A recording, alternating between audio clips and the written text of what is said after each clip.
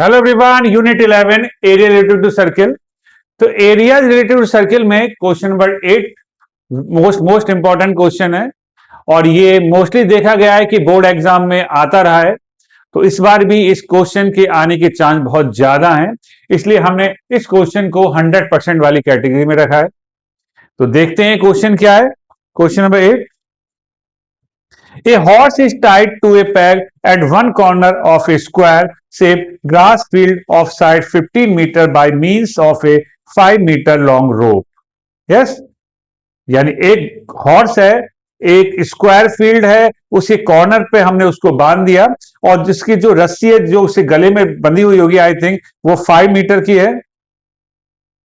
तो बताइए first part में the area of that part of the field in which the horse can graze. तो horse कितना area graze करेगा। तो आप ये मान के चलिए कि सपोज ये स्क्वायर फील्ड है, यहां पर हमने हॉर्स को बांध दिया तो जितनी उसकी लेंथ है रस्सी की उतना ही वो एरिया कवर करेगा, यानी उसने बना दिया सेक्टर। क्या बना दिया? सेक्टर। और ये जो स्क्वायर है तो थीटा तो ऑटोमेटिक 90 डिग्री का हो गया। तो इसका मतलब इस क्वेश्चन में थीटा 90 डिग्री हो गया और जितनी रस्सी की लेंथ है जो हॉर्स के गले में बंधी हुई है वो हमको लेनी है स्मॉल आर। कितना दिया हुआ है? 5 मीटर, है ना। तो दो चीज तो हमें यहां से मिली, एक जो हॉर्स के गले में रो बंधी हुई है रस्सी, और थीटा 90 इसलिए क्योंकि स्क्वायर फील्ड है। तो कितने एरिया कवर करेगा? तो इसी लैंग्वेज यही ले लेते हैं। क्या लिखा हुआ है? The area that part of the field in which the horse can graze area.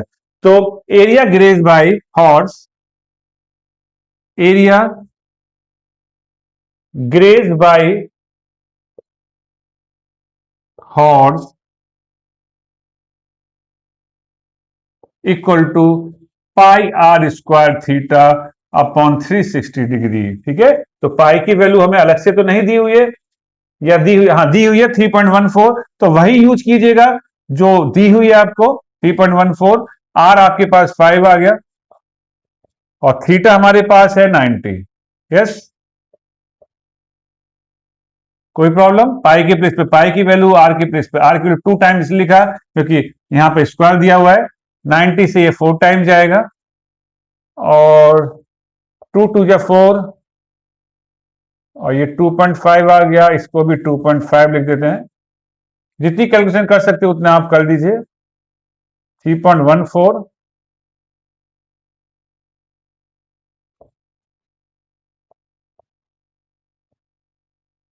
625, 2 के बाद पॉइंट आ गया। अब इन दोनों की मल्टीप्लाई कर लेते हैं। इन दोनों की मल्टीप्लाई करके आपके पास आ जाएगा, आपके पास आना चाहिए आपके पास मल्टीप्लाई 19.625। आपके पास 19.625 इसका आंसर आएगा। आप मल्टीप्लाई करके देख लीजिएगा, 19.625। ओके, अब इसके बाद ये था फर्स्ट पार्ट जो हमने अभी भी किया। अब सेकंड पार्ट में देखते हैं क्या है। थोड़ा सा रब कर देते हैं, स्पेस बना लेते हैं।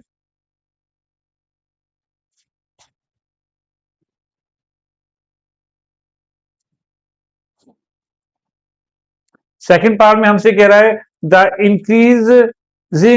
Increase in the grazing area if the rope were 10 metre long instead by 5 metre. ये कह जो हमने रोप 5 मीटर की ली थी, अब हम जो रोप ले रहे हैं वो 10 मीटर की ले रहे हैं, बट स्क्वायर फील्ड की ही बात चल रही है तो थीटा आपको 90 ही लेना पड़ेगा। आगे क्या कह रहा है क्वेश्चन में?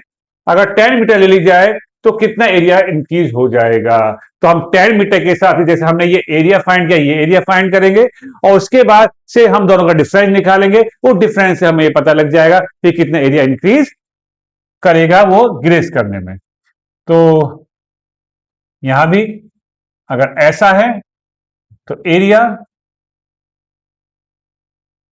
Graze by horse equal to pi r square theta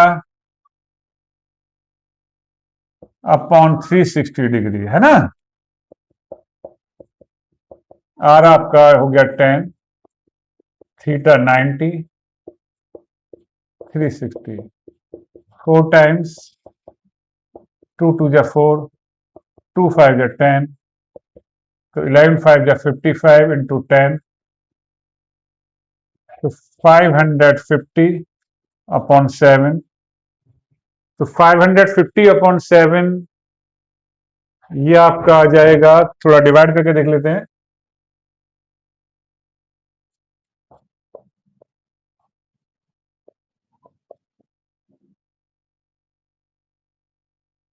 ये आपका आएगा 78.5 मीटर स्क्वायर, है ना।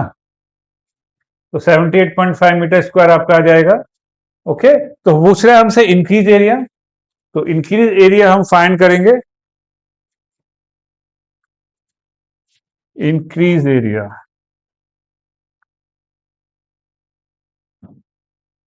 कैलकुलेशन अपने हिसाब से कीजिएगा, ऐसा मत सोचिए कि मैंने जो किया वही ठीक है, जैसा आपको लगे वही कीजिएगा।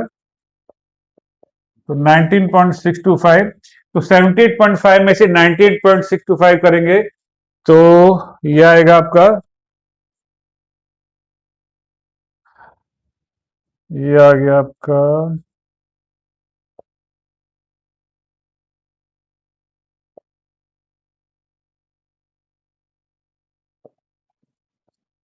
ये आ गया आपका 58.875 सेंटीमीटर स्क्वायर, तो नहीं होगा, आई थिंक मीटर स्क्वायर ही होगा। हाँ, यस यस यस, तो उसका आंसर आ जाएगा 58.875 मीटर स्क्वायर। आप डेसिमल के 1 प्लेस तक छोड़ सकते हैं, 58.9 कर दीजिएगा यहाँ पर, बल्कि आप एक काम कर दीजिएगा 58.9 मीटर स्क्वायर अप्रॉक्स, है ना। तो ये था सॉल्यूशन क्वेश्चन नंबर 8 का। तो अच्छे से प्रैक्टिस कीजिएगा, बोर्ड एग्जाम में आना चाहिए। हो सकता है केस स्टडी की फॉर्म में आ जाए, डिजिट चेंज आ जाए, बट अगर आपको आइडिया होगा तो बहुत जल्दी आप कर लेंगे उस सॉल्यूशन को। तो बने रहिए हमारे साथ, करते रहिए प्रैक्टिस। Thank you.